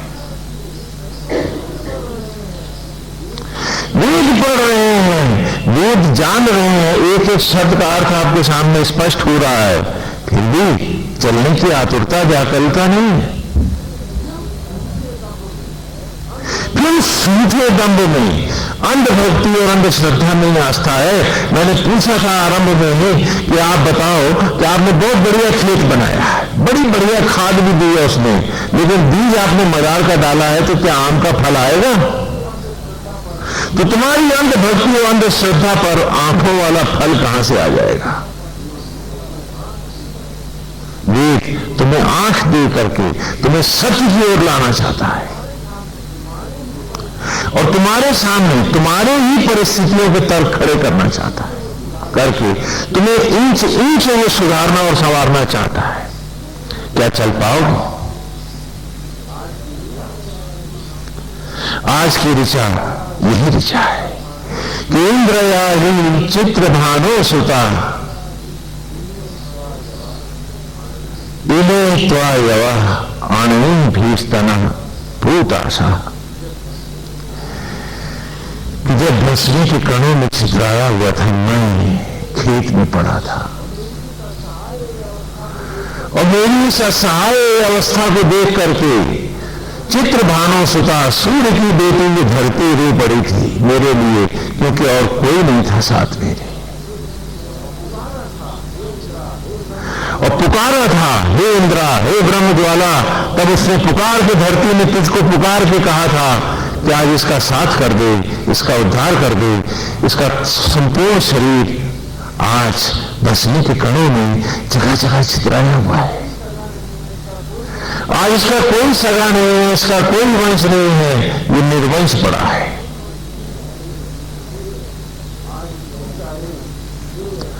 आज तू चाहे, हे आदि ज्वाला, हे आदि शक्ति, तेरी ज्योत भी इसे लौटा सकती है। और जब धरती में पुकारा तो पानी में पड़े, फूले हुए, लबालब पानी में सिंचे हुए उन बीजों के बीच में जब हे ज्योति, हे ज्योत तू जली, हाँ, मां भगवती की लपट उठी। अणुओं भी सना पूतासा, मेरे तन का अणु अणु जब पवित्र होने लगा, एक एक कण मेरा सुधरने लगा, पवित्र होने लगा, और तेरे उन ज्योतियों पर मैं न्यौछावर होने लगा। इन्हीं त्वायवा, और इस प्रकार तूने मुझे पवित्र कर एक बार फिर भस्मी के कणों से वनस्पतियों में उठाया, तूने मेरा उद्धार किया। तू न होती तो भस्मी में लौट गया ये शरीर मेरा फिर एक नए जन्म के लिए उभरता कैसे, लौटता कैसे? मां तो तू ही है, तू आदि कुमारी है, फिर भी मेरी जन्मदात्री तो तू ही है। इन्हीं तो आया, और इस प्रकार तूने मुझे अन्न में लौटाया। तो इसलिए हे ज्वाला, तू तो मेरा निरंतर उद्धार करती रही है। इसलिए पिछली ऋचा थी कि दशा युवा कवा सुता न सत्या व्रत वरिषा आयातम रुद्रवर्तनी, क्योंकि तू ही मेरा उद्धार करती रही है। इसलिए हे आदि ज्वाला, हे आदि शक्ति, हे सहस्त्र ज्वाला, हे सहस्त्र शूरपाणी, हे अनंत लपटों के शूल धारण करने वाली, हे ज्योति नहीं, आवाहन कर रहा हूं तुम्हारा आज अपने भीतर। इससे पहले कि मौत मुझे वहां ले जाए, उससे पहले तू जल मेरे भीतर। इंद्रयाही चित्र भानो सुता, क्योंकि तू ही मुझे पहले भी भस्मी से वनस्पति में लाई, तेरे ही द्वारा मेरा उद्धार निरंतर हुआ है। तो आज फिर तेरा आवाहन है कि दसरा युवा कवा सुता न सत्या व्रत वरिषा आयातम रुद्रवर्तनी, कि आज आवाहन है तेरा, हे रुद्रवर्तनी, हे महारुद्रा, हे प्रलय, आज मेरे अंतर में, मेरे रोम रोम में ऐसे ही ज्योति बनकर के प्रज्वलित होगा, जैसे गीले बीजों के बीच में जली की तू। अगर तू लपट बन के न जलती उन बीजों में तो यज्ञ कैसे होता? मेरे तन के अणु एक बार फिर कोपलों में और अन्न में लौटते कैसे? तो जैसे मुझे उन बीजों में से मछली के कणों से तूने आज लौटाया था मुझे, हे मां, हे आदि शक्ति, आज उन्हीं कणों में, मेरे रोम रोम में आज वो ज्योति बन के प्रज्वलित हो जा। अब मैं पितृयान पर नहीं, देवयान पर चलूं। तेरा गर्भ मिले मुझे, तुझमें ही मैं अपने आप को समर्पित कर सकूं। हे आदि शक्ति, हे अम्बे, आज मेरे रोम रोम में एक बार फिर ज्योति ज्योति बन के प्रज्वलित हो। आज आवाहन है तेरा, काहे के लिए? कि जिससे इस तन रूपी सामग्री को एक बार फिर मैं तेरी ही ज्वालाओं में यज्ञ करूं और नया जीवन पाऊं, नया रूप पाऊं, एक ऐसा रूप जिस योनि से अगली योनि में मेरा उद्धार करे। जैसे भस्मी से वनस्पतियों में और वनस्पति से मनुष्य योनि में आया हूं, तो अब मेरे अंतर में तू प्रज्वलित हो, चिता वहां न जले, मेरे रोम रोम में तेरी ज्योतियों में ही मेरा यज्ञ हो, मैं तुझे समर्पित होकर जीऊं। आज तू मेरे साथ फिर एक बार मेरी प्रलय हो जा और तेरे ही ज्वालाओं के गर्भ में मैं अपने आप को तिरोहित कर दूं, समर्पित कर दूं, यज्ञ हो जाऊं। काहे के लिए? कि 10 युवा कवा सुता ना सत्या व्रत वर्षा। युवा कवा, उस उत्कर्ष यौवन को हे मां जिसे तू दे सकती है और कोई नहीं दे सकता, तो मुझे एक बार फिर अन्नमय कोश से यज्ञ कर जला और उस ज्योतिर्मय देवत्व के रूप में नित्य उत्कर्ष यौवन को प्रदान कर। कैसे यौवन को? ना सत्या, जो कभी असत्य नहीं होता, ना असत्या ना सत्या, कि जो कभी असत्य नहीं होता, अर्थात जो नित्य है, जो अमर है, उस यौवन को मुझे दे। कैसे दे? व्रत वर्षा, यज्ञों के द्वारा पवित्र करके एक बार फिर उभार दे मुझको मुझ में। क्यों? क्योंकि पहले सूक्त के पहली ऋचा से नहीं, मैं आत्मा से कहा है कि तू यज्ञ का आचार्य बन, और अपने ही प्राणों से कहा है तू यज्ञ का उपाचार्य हो जा। हे मां, तन की हृदय है, तू अग्नि बन, प्रलय बन और मेरे अंतर में, मेरे रोम रोम में प्रज्वलित हो जा। अब फिर यज्ञ हो, एक एक अणु अणु का मेरे तन जले, रोम रोम तुझ में यज्ञ हो और तेरे ही ज्वालाओं से नया रूप पाए। जैसे भस्मी तेरे ही अग्नियों में जलती है और तेरे ही ज्वालाओं से अन्न का रूप पाती है, जैसे अन्न तेरे ही गर्भ में जल के ज्योति बनता है और फिर तेरी ही ज्वालाओं से एक बार फिर देवस रूप पाता है, मनुष्य का रूप पाता है, उसी प्रकार मां आज दर्श यज्ञ है। मैंने मुझको मुझमें जलाने की कसम खाई है। अब भटकता नहीं हूं बाहर, आत्मा के साथ जुड़कर जीने की बात आई है। बहुत जीवन मैंने पैसे में, धन में, असत्य और अज्ञान में, थोथे दंभ में मिटाया है। हे भवानी, आज तुझे समर्पित हो। कल मुझते ही आंख ये सारे रूप मेरे सामने नहीं होंगे, मैं इनमें नहीं रहूंगा, ये मुझे नहीं देख पाएंगे और ये मेरी स्मृति से भी हट जाएंगे। आज हर रूप हटा दिया है, हर नाता रिश्ता ये केवल एक प्लेटफॉर्म की दोस्ती पर है। फिर झंडी हिलेगी, सिग्नल झुकेगा, सीटी बजेगी और गाड़ी प्लेटफॉर्म छोड़ देगी, ये सारे चेहरे हट जाएंगे और नया जन्म होगा, नई योनि होगी, नया प्लेटफॉर्म होगा। हर एक की गाड़ी अपनी अपनी, सब अपनी अपनी गाड़ी जाएंगे।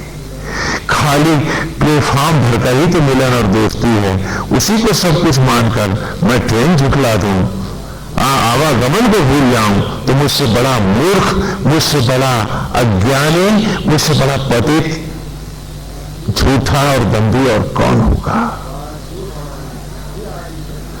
तो आज हे भवानी, हे आदि शक्ति, मैंने आवाहन किया है तुम्हारा। क्यों? क्योंकि तू ना होती तो मैं भी तो ना होता। तो आज मेरे रोम रोम में प्रज्वलित हो, बार बार तू मुझे भस्मी के कणों से उभारती रहे और फिर मैं लौट वही भस्मी के कणों में जाता रहा हूं। तो मेरी तो अवस्था ऐसी है कि जो सिर्फ तुझे सताता रहता हूं, तू उभारती है और मैं फिर मिट जाता हूं। ऐसा नालायक हूं। तो आज मुझे भी लायक बना अगली वेदी जाने के लिए। मैंने अपने भीतर एक यज्ञ की ज्वाला को प्रज्वलित किया है, मधु छंदा, जो उसको भी अमृत बना देती है। ये ज्वाला आज मेरे अंतर में प्रज्वलित हो। तो ये मधु छंदा है, ये ऋषि मधु छंदा है, लेकिन अग्नि भी तो मधु छंदा है। तो ये प्रलय आज मेरे अंतर में प्रज्वलित होगा, लपट उठे और मैं तुझको समर्पित होता जाऊं। बहुत दिन सत्य अज्ञान में, मूर्खता में, थोथे दंभ में बिताए मैंने। मैं हूं का नाद मैं करता रहा और भूल गया कि तेरे बिना मैं कहां, मेरा अस्तित्व भी कहां है। झूठे दंभ और थोथे मिथ्याभिमान को मैं लादे घूमता रहा। ये रूप, ये शरीर, ये हाथ, ये पैर थोड़ी देर में राख के कण ही तो होंगे, भस्मी का ढेर ही तो है। तो इससे पहले भी ये राख का अंबार भी तो था। मैंने राख पे घमंड किए, दर्प किए।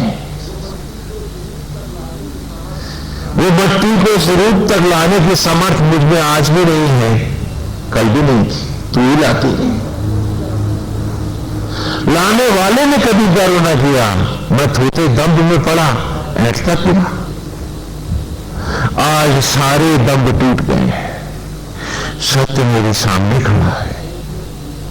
तो अम्बे, जैसे उन बीजों के बीच में तू ज्योत बनकर जली थी, वो रोम रोम में ज्योत प्रज्वलित हो, लपट उठे, लपट जुड़े और सब कुछ लपट लपट हो जाए। आज कुछ ऐसी लीला कर, आज ऐसा आह्वान दे, हे अग्नि प्रज्वलित हो और मैं जीवन के हर क्षण को जिसे असत्य और अज्ञान में नष्ट कर रहा हूं, आज तेरे चरणों में तप में लगा दूं। और इस प्रकार आज की ऋचा ने हमारे सामने फिर एक सत्य को कुदरत से, नेचर से उठाकर हमारे सामने खड़ा किया है। क्या हम में से कोई इनकार कर सकता है कि मट्टी से इस रूप में लाने वाली ये आदि शक्ति, ये अग्नि है और तो कोई नहीं? क्या कोई मां है जो अन्न से एक हाथ बना दे? राख से तो बना ही नहीं सकती। तो जब ये सत्य हम सब जानते हैं, तो फिर हम कौन से दंभ के कारण रुके हुए हैं? हम इस सत्य की ओर बढ़ते क्यों नहीं है? हम इसे अपने जीवन में धारण क्यों नहीं करते? आज हम सबको थोड़ा इस पर पूरी ईमानदारी से सोचना है। क्या इस मार्ग में तुम्हें कोई कष्ट होता है? पूछो अपने आप से। कोई चिंता है या दुख होता है? क्या ईश्वर ने तुमसे कहा है कि तुम कोई दुख और पीड़ा में चले जाओगे अगर मेरी तरफ आओगे? तो जब एक सौंदर्य में, सुगंध में, उसके रूप में, उसकी मोहकता में बसकर हम सुखद होकर के जीवन को पूरी ईमानदारी से जी सकते हैं, तब ईर्ष्या, द्वेष, घृणा, लोभ, मोह और आसक्ति में, थोथे दम में जीने में कोई मजा है क्या? क्या आपको इसमें सुख मिलता है, दुख मिलता है? बोलो, पूछो अपने आप से। तुम्हारा हर नाता रिश्ता तुम्हें चुभ नहीं रहा कांटे सा? तुम्हारी हर उपलब्धि तुम्हारे लिए चिंता नहीं बनी होगी? और इस सब को यदि हम ईश्वर के चरणों में रख के उसका निमित्त हो जाए और पूरी ईमानदारी से अपनी आत्मा के साथ जुड़ते हुए उसी की मादकता में, उसी की मस्ती में, उस ज्योति के ध्यान में, अंग अंग में उसको प्रज्वलित करते हुए उसमें झुक करके उसकी मुस्कुराहट बन के जिए, तो बताओ इसमें कुछ घाटा है क्या? बोलो। बल्कि सुखी सुख है, तो फिर तुम इधर क्यों नहीं आते? अपने आप को झिझोड़ के पूछो कि फिर तुम इस रास्ते पर क्यों नहीं चलती? क्योंकि वेद तुमसे ये नहीं कह रहा कि तुम काम धंधे छोड़ दो। वेद तुमसे ये भी नहीं कह रहा कि तुम घर गृहस्थी मत करो। वो तुमसे ये भी नहीं कह रहा कि तुम नौकरी कार व्यापार ना करो, वो तो इतना कह रहा है ईमानदारी से करो, इतनी ईमानदारी से कि जो कुछ है वो सब नारायण का है, ये शरीर भी उसका है और तुम उसके निमित्त हो। क्या तुम इसे झूठ मानते हो? बोलो, आज ही तुम्हें सांस और धड़कन कौन दे रहा है? तो जब तुम्हारा आत्मा ही तुम्हें सब कुछ दे रहा है, तो उस आत्मा को ही सामने रख करके उसको अर्पित होकर, उसके निमित्त होकर के, उसके ट्रस्टी बन के, इन्हीं क्षणों को पूरी ईमानदारी के साथ ईश्वर के निमित्त होकर, प्राणी मात्र को समर्पित होकर सुखपूर्वक भी तो जिया जा सकता है।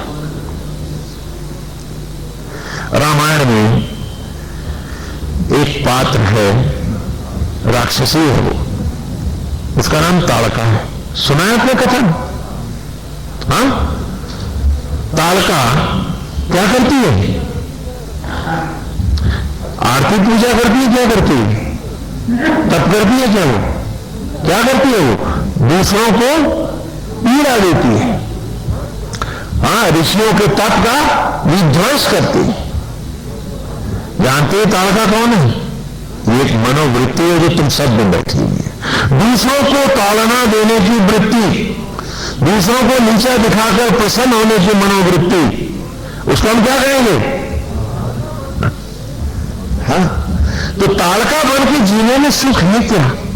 बोलो, रामायण सारी पढ़ जाते हो और नहीं पढ़ते हो तो अपने आप को, जबकि सारी रामायण तुम्हारी इस मनोवृत्तियों को दिखाने के लिए है कि दूसरों को ताड़ना देकर, दूसरों को सता के, दूसरों को नीचा दिखा के अपने दंड को पूछ करके जीने की मनोवृत्ति का नाम ही ताड़का है। और दूसरों को यश देकर, दूसरों के प्राणी मात्र को समर्पित होकर, सबका प्यारा बन करके, सब पर न्यौछावर होकर जीने की मनोवृत्ति का नाम कौशल्या है। कौ माने असंख्य, शल्या माने शूलों को धारण करने वाली, जो पिछली ऋचाओं में मैंने पढ़ाया, आप सबने पढ़ा है, जाना है। तो क्यों ना हम धरती की धरोहर बने कि सबके सुख का कारण बने।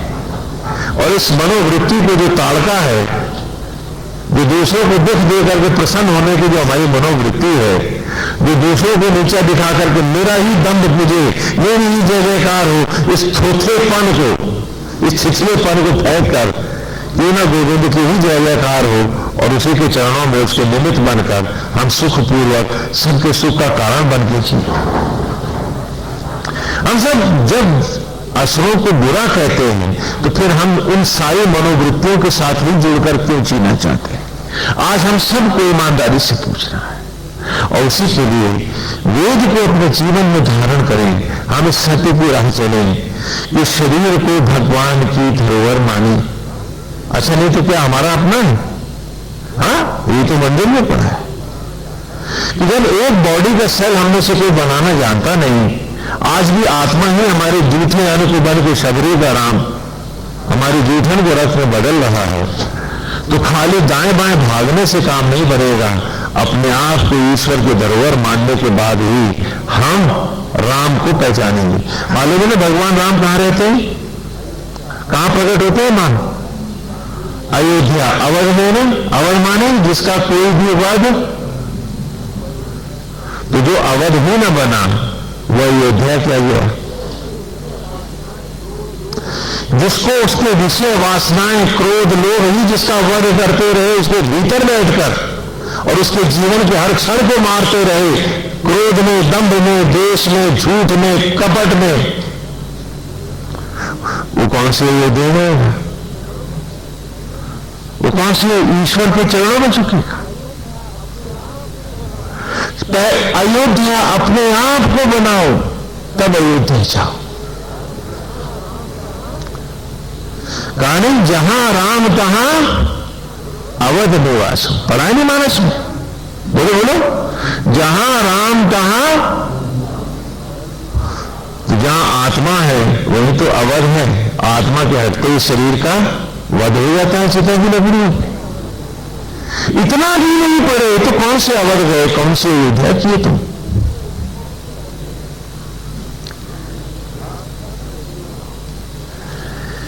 आप सब कहते हो रावण को बुरा, कहते हो ना? अच्छा था कि रावण? लेकिन उस रावण के पास भी समर्पित भाई है ना? उसके लिए कट मारते हैं कुंभकर्ण जैसे भाई, समर्पित बेटी है मेघना, है कि नहीं? और उस रावण के पास सिद्धियां भी है, उसने तप किया है, देवताओं तक को झुकाया है तप के द्वारा, है कि नहीं? और ऐसे तपस्वी को भी भगवान मार देते हैं। क्या तुम्हारे पास ये सब है? तुम्हारी माला को मान लेंगे फिर क्या? रसोई से बताओ तुमसे। उस रावण को दंभ के कारण नारायण नहीं सहते, जिसके पास तप है, सिद्धियां हैं। हमारे पास तो भूसा भी नहीं है उसके बराबर। जिसके पास समर्पित बेटे हैं, समर्पित भाई हैं, जिसके लिए कट मरने के लिए लाखों लोग हैं, जिसके ऊपर न्यौछावर है इतने लोग, ऐसे रावण को भी उसकी कुत्सित मनोवृत्ति और दंभ के कारण नारायण नहीं स्वीकारते। तो भाई तुमको कौन सी आरती देंगे, तुम्हें कौन से फूल माला पहना देंगे? भगवान कभी पूछा अपने आप से? पूछो अपने आप से आज बैठ के पूरी ईमानदारी से कि क्यों आप वक्त के हर क्षण को अंधा कर रहे हो जिसे नारायण दे रहा है? पूछो अपने आप से। ईश्वर को पाना है, मर के जो सोचता है वो महामूर्ख होता है। जो आज कहता है उसे ईश्वर को पाना है, उसको अपने आप से पूछना है कि जब ईश्वर ही को पाने की बात कर रहे हो तो अभी क्यों नहीं उसके साथ जुड़ के क्यों नहीं जीते? उसी में डूब के क्यों नहीं रहते? उसी को हो के क्यों नहीं जीते जब उसी को पाना है? जब पाना ईश्वर को चाहते हो, डूबना आसक्त जगत को दंभ और मिथ्याभिमान में चाहते हो तो तुम ईश्वर को पाओगे या असुर मनोवृत्तियों को और अस्वस्थ को हमेशा के लिए चले जाओगे प्रेत लोगों को? पूछो अपने आप से। अरे जिसको जो पाना होता है, जो जिसमें मिलना चाहता है, उसका झुकाव तो शुरू से ही इसमें होता है ना, नहीं होता क्या? तो आज जब तुम कहते हो कि तुम भगवान को पाना चाहते हो तो मैं पूछता हूं, खाली मालाओं के और दियों के अंगूठी को दिखाना चाहते हो, अपने भीतर खुद माला बन करके क्यों नहीं फिरना चाहते? या तुम भूल गए कि आज भी तुम्हारे जूठन को आत्मा होकर श्री राम ही तो रथ में बदल रहे हैं? वो तो तुम्हें शबरी मानते हैं और तुम उसको क्या मानते हो? शबरी का प्यार दे रहा हो तुमको, कौन सा न्यौछावर है तुम्हारे पास उनके लिए? पूछो अपने आप से। इससे पहले कि तुम्हारी उम्र का वक्त खत्म हो जाए, तुम्हारी उम्र के नोट खर्च हो जाएं और निर्धन बन करके भिखमंगे बन के तुम चिता की लकड़ी पर पड़े हो, उससे पहले पूछ डालो किन क्षणों को क्यों ना उसकी मनोहारी छवि में, उसके सौंदर्य में, उसके मुस्कुराती हुई अंग प्रत्यंग शोभा में क्यों ना बसा दिया जाए कि चलो राममय होकर, राम के होकर, उसके रूप में बसकर उसका न्यौछावर बन के जिया जाए। बहुत कर चुके बेवकूफियां, मंत्रों से भूत